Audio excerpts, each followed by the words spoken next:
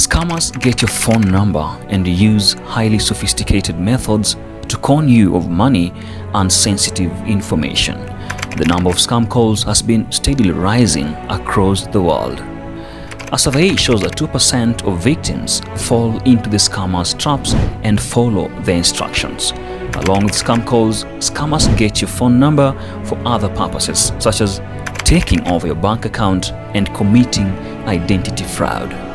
This video will tell you how these fraudsters get your phone number and how you can protect yourself. So, for newcomers, karibuni sana. Kama hujafanya ile subscription pale chini, just subscribe to this channel and you won't miss a single video. And I think hadi pale sina mambo mengi ya kuput across. We can now get straight into the video.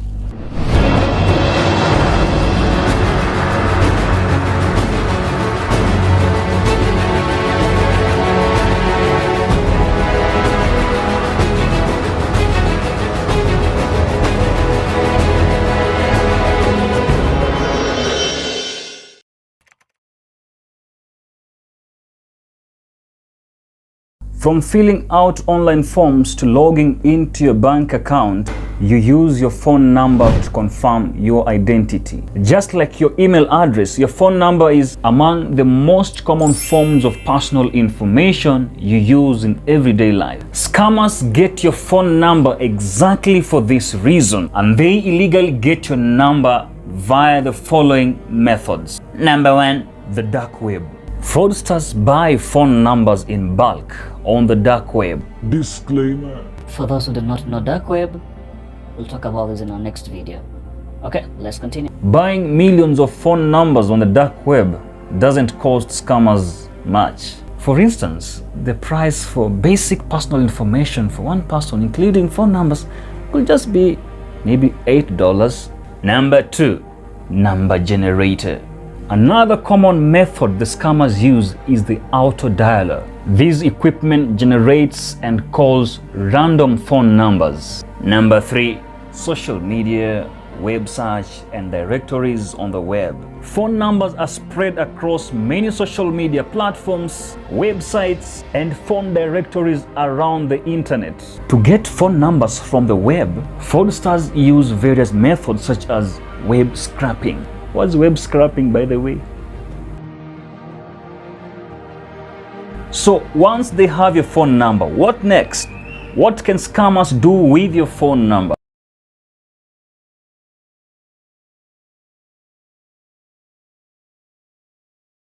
Scammers illegally get and use phone numbers for a variety of malicious purposes, such as scam calls.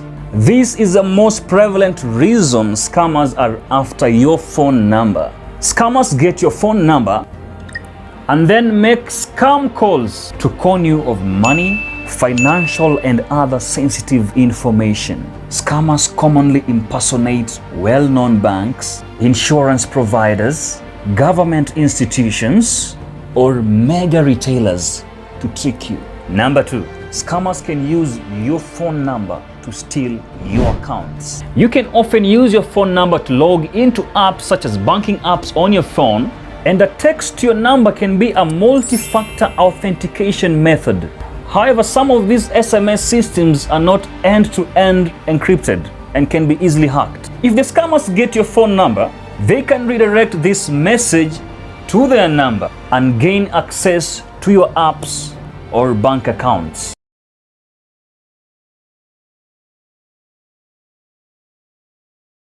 Well, let's take an example of Mutinda, Not his real name. who banks with KCB. He stays in Pipeline Estate, Nairobi. One day, relaxing in his bed-sitter, receives a phone call. Hi, my name is Mike, calling from KCB Bank. Kindly, am I speaking to Mutinda Macau? Well, so recently, there was an attempt to use your card in Donholm, Nairobi. Was this you? Many scammers can fake the caller ID information or the number from a text message to make it appear like it's coming from your financial institution. Even if the number is saved in your contacts, an incoming call isn't necessarily from the bank or the credit union it says on the phone.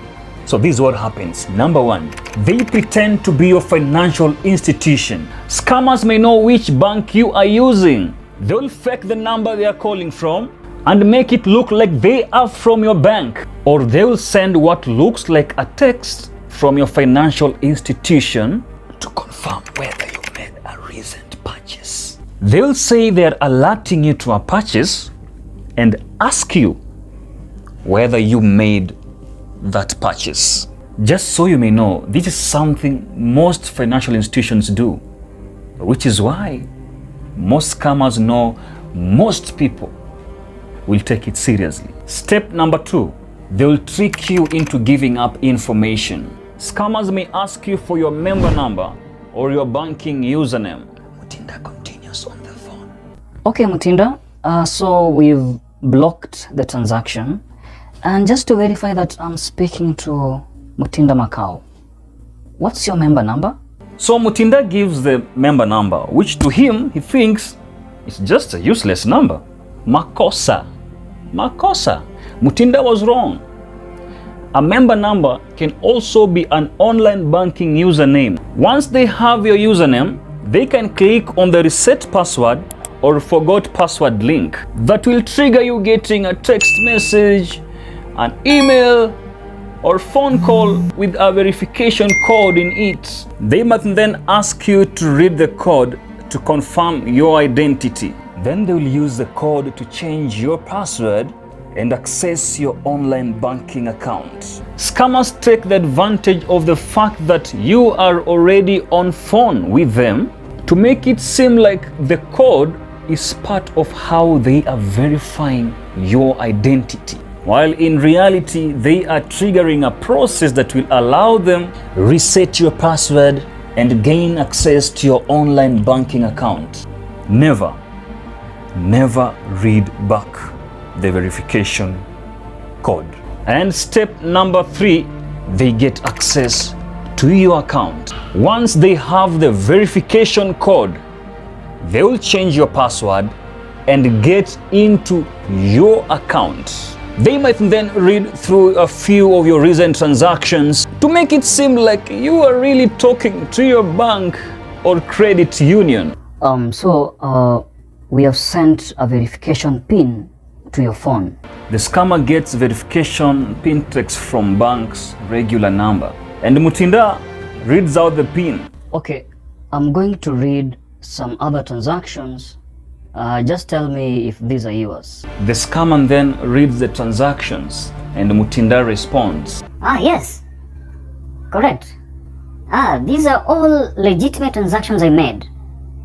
Oh yeah. Once they have access to your bank account, they may just read out the transactions to make it seem like they are really your financial institution. They may also ask for additional information like your card pins. In Mutinda's case, they asked for his card pin in order to block his card. Thank you. We now want to block the PIN on your account so you get a fraud alert when it is used again. What is your PIN? My PIN? Are you effing kidding me? No effing way. Okay. But then, we can't block your card. We can't block your card from fraudsters. What is that? Okay, you know what? That is BS. Mutinda hangs up and calls the fraud department of bank. So how should you stop the scammer? Don't ever share your card pin with anyone. Number one, a financial institution will never ask you for your PIN. And number two, they don't need your PIN in order to block your card. So how should you protect yourself from scammers?